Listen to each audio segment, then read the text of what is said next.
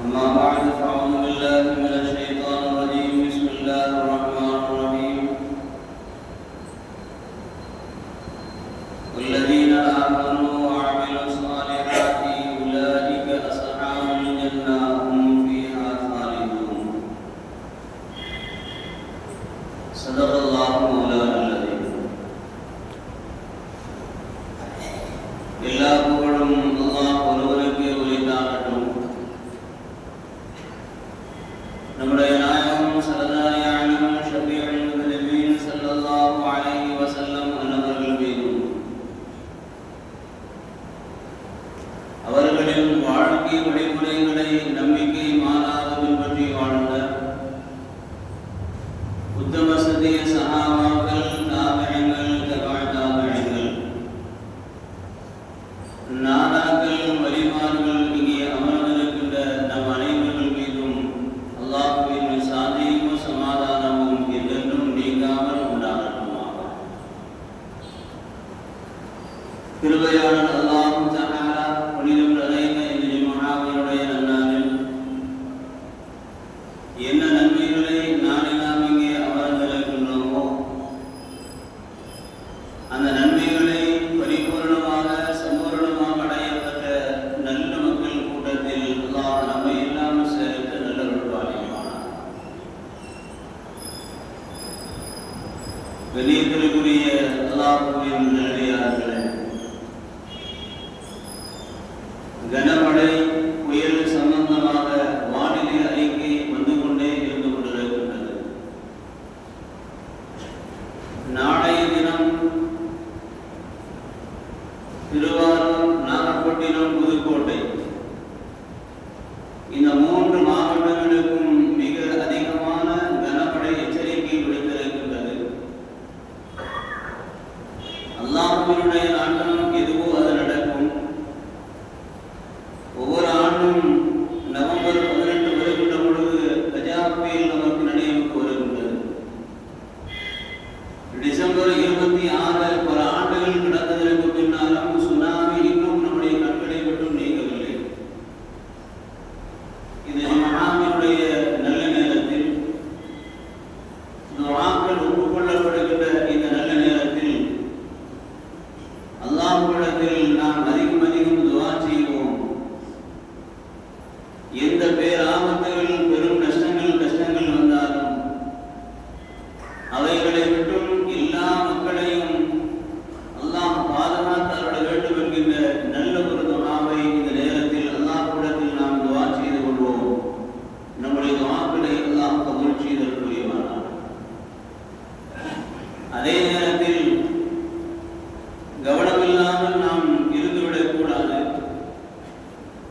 அவர்கள் சொல்வதெல்லாம் இன்றைக்கு முழுமையாக நடந்திருக்கின்றது என்கின்ற ஒரு பொதுவோக்கான கவனமில்லாத செயல்பாடுகள் இல்லாமல் முடிந்த அளவிற்கு நாளையும் நாளைய மறுநாளும் கவனத்தோடு நாம் நடந்து கொள்ள வேண்டும் என்கின்ற ஒரு விழிப்புணர்வையும் உங்களுடைய செய்திகளுக்கு, செவிகளுக்கு நாம் தருகின்றோம். கண்ணியத்திற்குரியவர்களே, சஹாபாக்களுடைய வரலாறுகளை நாம் வாசிக்கின்ற பொழுது சில சஹாபாக்களுடைய வரலாறுகள் நமக்கு மிகுந்த படிப்பினையை பெற்றுத் தருகின்றன. சஹாபாக்களுடைய வரலாறுகள், கலீஃபாக்களுடைய வரலாறுகள், நபிமார்களுடைய வரலாறுகளை நாம் படிக்கின்ற பொழுதும் கேட்கின்ற பொழுதும் நல்ல அமல்களை நாம் நிரம்ப செய்ய வேண்டும். அல்லாஹ்விற்கு நெருக்கமான நல்ல அமல்களை நாம் செய்ய வேண்டும்.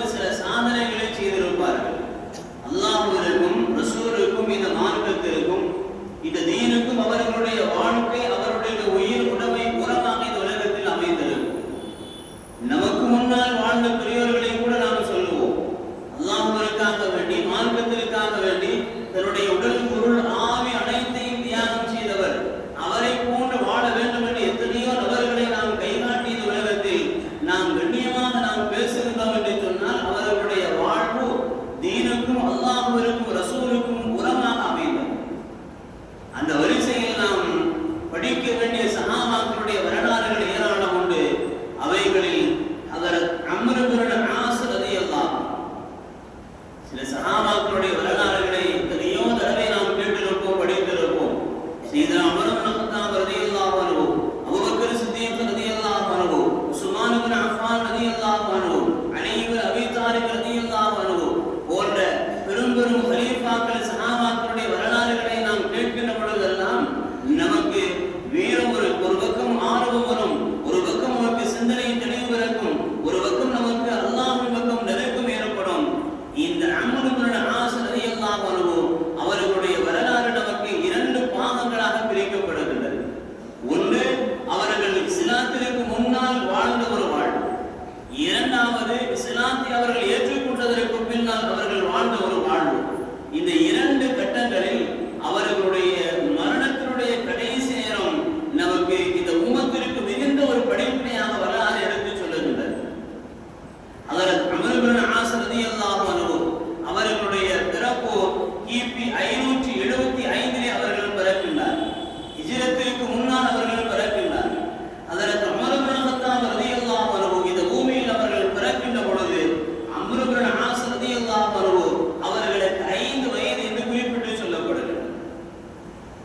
ஹஜ்ரத் அம்ர் இப்னு ஆஸ் ரலியல்லாஹு அன்ஹு 575 பிறக்கின்றார்கள். அவர்களுடைய மரணம் ஹிஜ்ரி கிபி 664வது ஆண்டு அவர்களுடைய மரணம் ஏற்படுகிறது. அவர்களுடைய மரணம் எப்பொழுது ஏற்பட்டது என்று சொன்னால், ஒரு பெருநாள் காலை, ஷவ்வால் மாதத்தினுடைய முதல் பிறை நோன்பு பெருநாளினுடைய காலையிலே அவர்களுடைய மரணம் ஏற்படுகின்றது. அவர்களை அடக்கம் செய்ததற்கு பின்னால் தான் பெருநாள் தொழுகை கூட அவர்களுடைய அருமை மகன் அவர்கள் நடத்தினார்கள் என்று வரலாற்று குறிப்பு பதிவு செய்யப்படுகின்றது. ஹஜ்ரத் உமர் இப்னு ஆஸ் ரலியல்லாஹு அன்ஹு அவர்கள் ராணுவத்தை ஆளுவதில் சிறந்த ஒரு பயிற்சி பெற்றவர். இதுதான் நாம் கவனிக்க வேண்டிய ஒன்று. துனியாவில் எத்தனையோ துறைகளை இன்றைக்கு நாம் கையில் எடுக்கின்றோம். துனியாவில் இன்றைக்கு எத்தனையோ துறைகளை நாம் படைக்கின்றோம். எத்தனையோ துறைகளின் மீது ஆர்வம் செலுத்துகின்றோம். விஞ்ஞானத்தின் மீது, அறிவாற்றலின் மீது, ஆய்வுகளின் மீது, கலாச்சார துறையின் மீது, எத்தனையோ விஷயங்களை, மருத்துவத்தின் மீது எத்தனையோ துறைகளை நாம் கால் பதிக்கின்றோம். விஞ்ஞான துறையில் இந்த உலகத்தில் முன்னேறி நிற்கின்ற நாம் ராணுவத்தினுடைய துறைகளில் நாம் பங்கெடுக்க வேண்டிய கடமை நமக்கு இருக்கின்றது என்பதை இது போன்ற சஹாபாக்களுடைய வரலாறுகள் நமக்கு எடுத்துச் சொல்லுகின்றது. ஹஜ்ரத் அம்ர் இப்னு ஆஸ் ரலியல்லாஹு அன்ஹு மிகப்பெரிய ஒரு ராணுவ தளபதி. அவர்களுடைய வரலாறுகளை நீங்கள் வாய்ப்பு கிடைத்தால் வாசிப்பீர்களேயானால், ராணுவத்தில் அவர்கள் ஆண்ட அந்த நிகழ்வு, அவர்கள் ஆற்றிய அந்த நிகழ்வு எவ்வளவு பெரிய ஒரு மிக புத்தியான ஒரு செயலாக அவர்களுடைய அந்த அனுமானங்கள், அவர்களுடைய அனுபவங்கள் அமைந்திருந்தது என்பதை அவர்களுடைய இஸ்லாத்திற்கு பின்னால் அவர்கள் நடந்து கொண்ட அந்த நிகழ்வு நமக்கு உணர்த்தி காட்டும். அவர்களுடைய ஆரம்ப காலம் எப்படி இருந்தது என்று சொன்னால், அவர்களுடைய ஆரம்ப கால நிகழ்வு எப்படி இருந்தது என்று சொன்னால், அவர்கள் பெருமானா ஸல்லல்லாஹு அலைஹி வஸல்லம் அவர்களை அதிகம் வசைபாடுவதிலேயே குறிப்பாக இருந்தார்.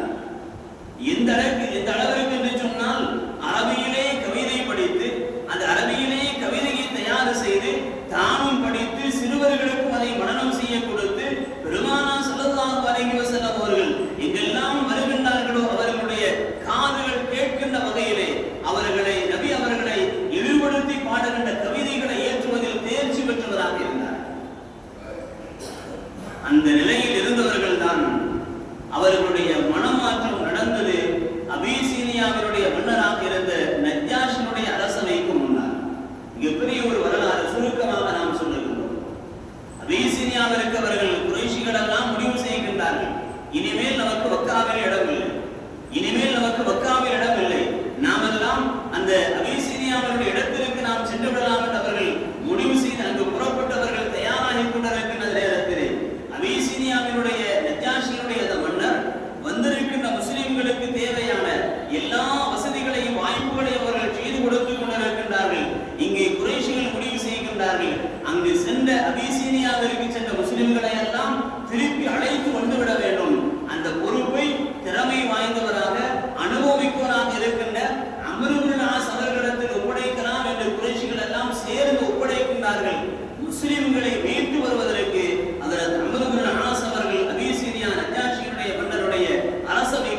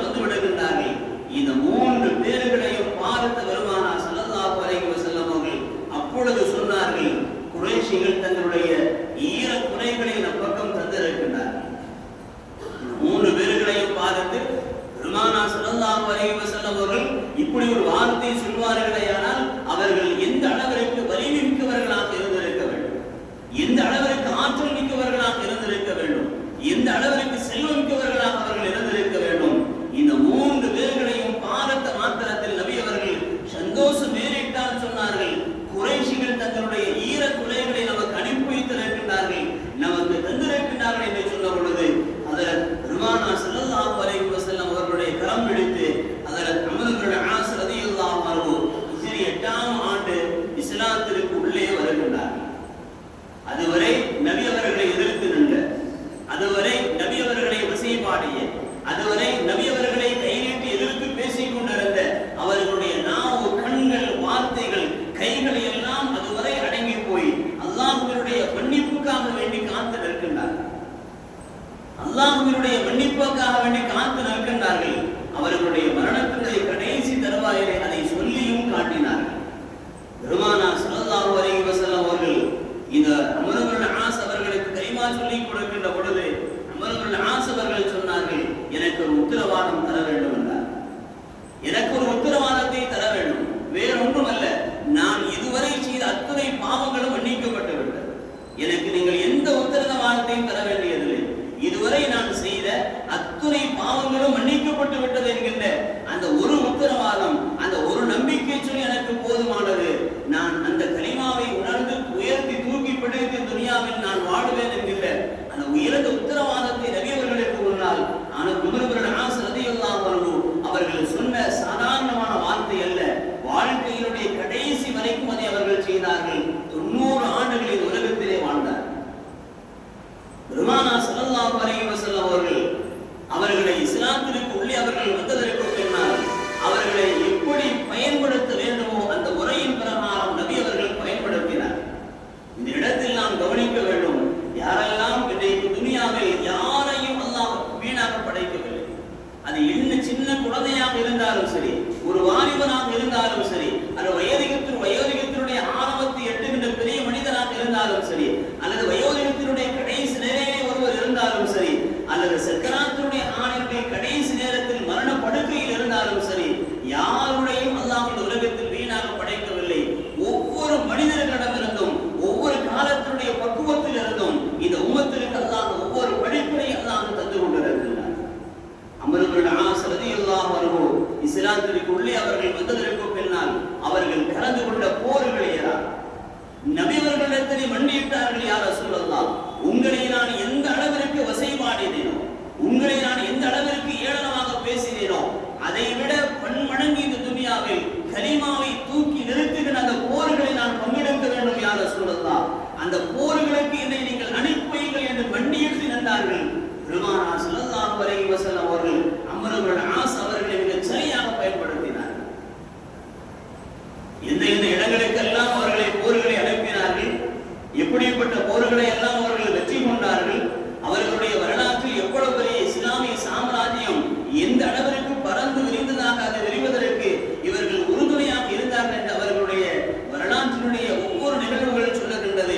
அந்த வரிசையில் தான் அவர்கள் இஸ்லாத்தினுடைய பார்வைக்கு வந்ததற்கு பின்னால் அலெக்சாண்ட்ரியா என்கின்ற அந்த இடத்திற்கு அவர்கள் செல்ல வேண்டும் என்று நபி அவர்களால் அவங்க உத்தரவு பிறப்பிக்கப்படுகின்றது, தோழர்களால் உத்தரவு சொல்லப்படுகின்றது. அந்த இடத்திற்கு அவர்கள் செல்லுகின்றார்கள், இஸ்லாத்தை பரப்புகின்றார்கள். ஆப்பிரிக்காவிலே அவர்கள் கட்டிய முதல் பள்ளிவாசல் இன்றைக்கும் அது அடையாளப்பட்டு அங்கே காட்டப்படுகின்றது. அந்த இடத்தில் இஸ்லாம் பரவுவதற்கு அம்ர் இப்னு ஆஸ் ரலியல்லாஹு அன்ஹு மிகப்பெரிய ஒரு முயற்சிகளை அவர்கள் செய்தார்கள். பெருமானார் ஸல்லல்லாஹு அலைஹி வஸல்லம் அவர்களுடைய மரணத்திற்கு பின்னால் அபூபக்கர் சித்திக் ரலியல்லாஹு அன்ஹு அவர்களுடைய ஆட்சி காலம், அந்த ஆட்சி காலத்திலும் கூட அபூபக்கர் அவர்களை சும்மா விடவில்லை. ஒரு ராணுவ தளபதியாக தொடர்ந்து அவர்களை பயன்படுத்தி கொண்டார். ராணுவ தளபதி என்று சொன்னால் சாதாரணமானவர்கள் அல்ல, 1000க்கும் 10,000க்கும் மேற்பட்ட ஒரு ராணுவ வீரர்களை கட்டுப்படுத்தி ஆளுகின்ற, ஒரு ராணுவ வீரர்களை கட்டுப்படுத்தி ஆளுகின்ற ஒரு தளபதியாக, ஒரு படை தளபதியாக ஹஜ்ரத் அபூபக்கர் சித்திக் ரலியல்லாஹு அன்ஹு அம்ர் இப்னு ஆஸ் அவர்களை தேர்ந்தெடுத்தார். அவர்களுடைய ஆட்சி காலம் முடிந்ததற்கு பின்னால் உமர் இப்னு கத்தாப் ரலியல்லாஹு அன்ஹு அவர்களுடைய ஆட்சி காலம், அவர்களுடைய ஆட்சி காலத்திலும் ஹஜ்ரத் அம்ர் இப்னு ஆஸ் ரலியல்லாஹு அன்ஹு ராணுவ படை தளபதியாக இந்த உலகத்திலே உலா வந்தார். அந்த இடங்களில் தான் பலஸ்தீனம், யமன், அது போன்ற பெரும் பெரும்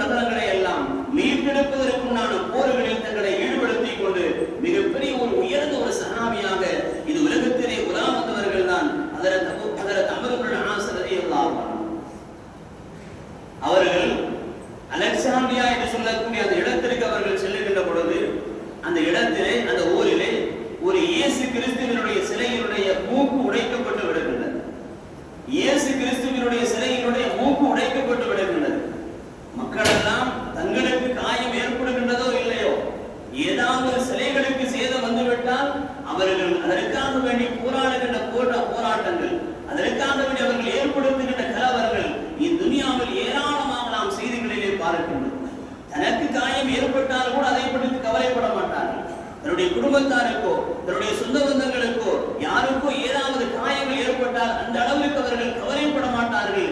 ஆனால் ஏதாவது சிலைகளுக்கு சேதம் வந்துவிட்டால் அதற்காக வேண்டி ஏற்படுகின்ற போராட்டங்கள் கலவரங்கள் ஏராளம். அதை துனியாவில் எல்லா இடங்களிலும் நாம் பார்க்கின்றோம்.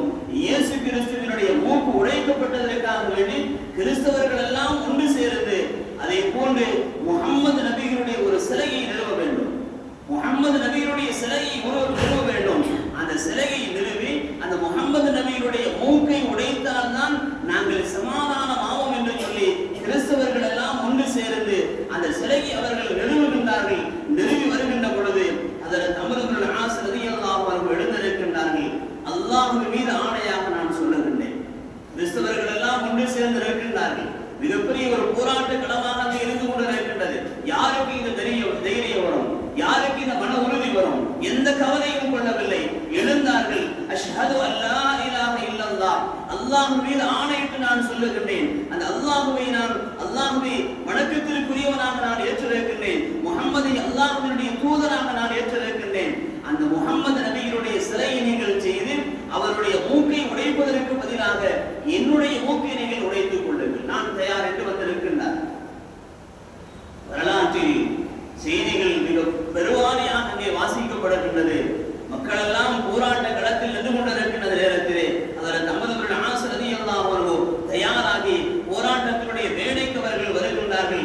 ஒரு பாதிரியார் எழுந்து அமருகள் ஆஸ் அவர்களுடைய மூக்கை அறுப்பதற்கு வாளை எடுத்துக் கொண்டு வருகின்ற பொழுது அந்த இடத்தில் மத குருவாக இருந்த ஒரு பெரிய மனிதர் எழுந்து சொன்னார், இந்த முஹம்மத் அவர் சொல்லுகின்ற அந்த வார்த்தையின் மூலமாக இந்த ஆசு சொல்லுகின்ற அந்த கலிமா அது உயர்வானது, அது தாழ்வானதல்ல, அது எந்த வகையிலும் குறைவானதல்ல.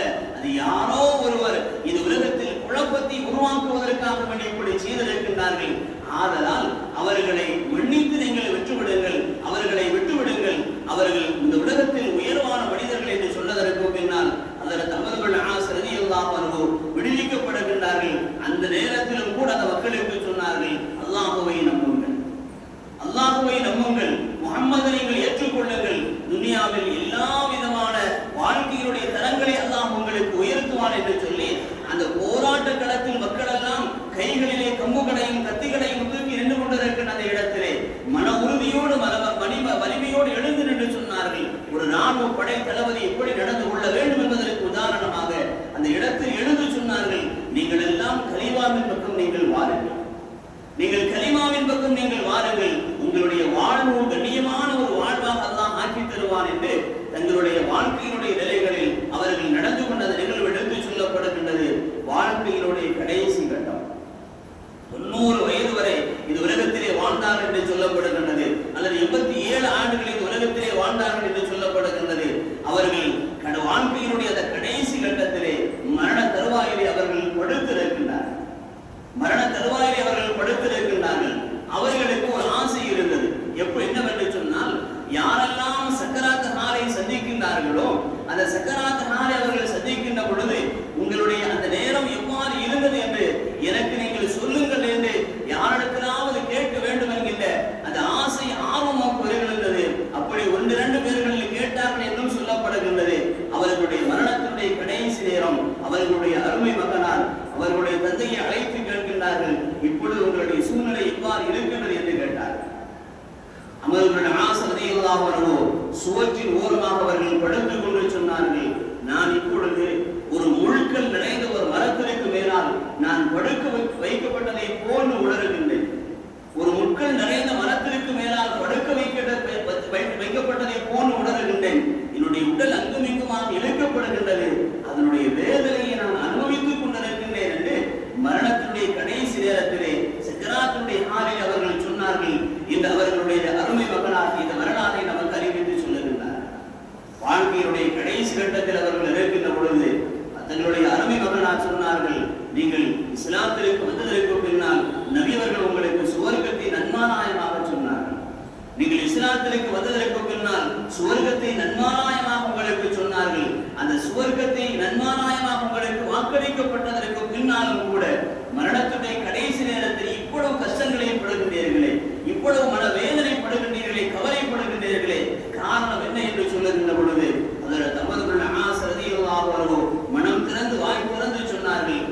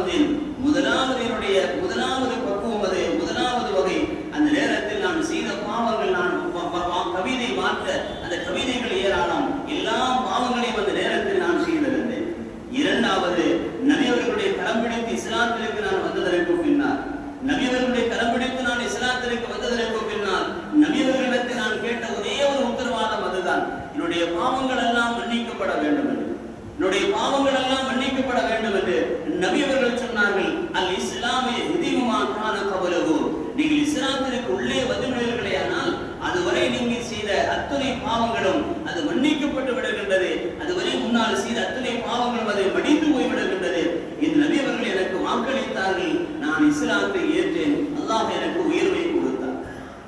மூன்றாவது, பின்னர் பல பொறுப்புகளுக்கு நான் அல்லாஹ்வுடைய ரசூலால் நான் பொறுப்பாக்கப்பட்டேன். எனக்கு வழங்கப்பட்ட அந்த பொறுப்புகள் சாதாரணமான அல்ல. ஒரு ராணுவ படை தளபதியாக இந்த துனியாவில் நான் இருந்தேன். தீனுக்காக வேண்டி எவ்வளவு மாற்றமாக நான் செய்தேனோ, தீனுக்கு எத்தனை துரோகங்கள் நான் செய்தேனோ, எல்லாவற்றையும் அது அழிந்து விடுகின்ற வகையிலே, அவைகளெல்லாம் அழிந்து போய் விடுகின்ற வகையிலே தீனுக்காக வேண்டி அல்லாஹ்விற்காக வேண்டி பல போராட்ட களங்களை நான் சந்தித்து விட்டேன். பல போராட்டங்களை எல்லாம் பல வெற்றிகளை எல்லாம் நபி அவர்களுடைய வழிகளில் நான் கொண்டு வந்து கொடுத்தேன். ஹஜ்ரத் அபூபக்கர் சித்திக் ரலியல்லாஹு அன்ஹு அவர்களுடைய கைகளில் கொண்டு வந்து வெற்றிகளை நான் கொடுத்தேன், நாடுகளை கொடுத்தேன். ஹஜ்ரத் உமர் இப்னு கத்தாப் ரலியல்லாஹு அன்ஹு அவர்களுடைய கைகளுக்கு வெற்றிகளை கொண்டு வந்து நான் கொடுத்தேன். இந்த வெற்றிகளை எல்லாம் நான் கடந்து வந்ததற்கு பின்னால் இப்பொழுது நான் சக்கராத்துடைய கடைசி நேரத்தில் நான் இருந்து கொண்டிருக்கின்றேன். நான் அல்லாஹ்விடத்தில் வேண்டுவதெல்லாம் என்னுடைய பாவங்கள் மீண்டும் மீண்டும் மன்னிக்கப்பட வேண்டும், அல்லாஹ்வால் நான் ஒப்புக்கொள்ளப்பட்ட மனிதனாக ஆக வேண்டும் என்று தங்களுடைய கடைசி நேரத்தில் அவர்கள் சொன்னார்கள் என்று அவர்களுடைய வரலாறை ஹஜ்ரத் அம்ர் இப்னு ஆஸ் ரலியல்லாஹு அன்ஹு அவர்களுடைய அருமை மகனார் நமக்கு இந்த வரலாறை நமக்கு எடுத்து சொல்லுகின்றார்கள். அவர்களுடைய அடக்க ஸ்தலம் இன்றைக்கும் எகிப்திலேயே முகத்தம் என்று சொல்லக்கூடிய அந்த மலையடி வாரத்தில் இன்றைக்கும் அங்கே ஒரு பள்ளிவாசல் கட்டப்பட்டு அது ஒரு அடையாள சின்னமாக இன்றைக்கு வாழ்க்கையிலே அது வாசிக்கப்பட்டு கொண்டிருக்கின்றது. சஹாபாக்களுடைய வரலாறுகளில் நமக்கு ஏராளமான படிப்பினைகளை அல்லாஹ் நமக்கு தருகின்றான். வரலாறுகளை வாசிக்கின்ற பொழுதும் அவைகளை நாம் கேட்கின்ற பொழுதும் அந்த வரலாறுகளில் நாம் என்ன படிப்பினைகளை நாம் பெறுகின்றோமோ அந்த வரலாறுகளை நம்முடைய வாழ்க்கையில் நாம் கடைபிடித்து வாழுகின்ற நன்மக்களாக அல்லாஹ் நம்மை ஆக்கி அருள வேண்டும் என்கின்ற நல்ல ஒரு துஆவை இந்த நல்ல நேரத்தில் நாம் செய்து கொள்ளுகின்றோம். எல்லாம் வல்ல ரப்புல் ஆலமீன் அல்லாஹு தஆலா இந்த உலகில் நாம் வாழும் காலமெல்லாம் நாம் செய்யக்கூடிய எல்லா நல்ல துஆக்களையும் நல்ல அமல்களையும் நிறைவான முறையில் அல்லாஹ் கபூல் செய்தல் புரிவானாக.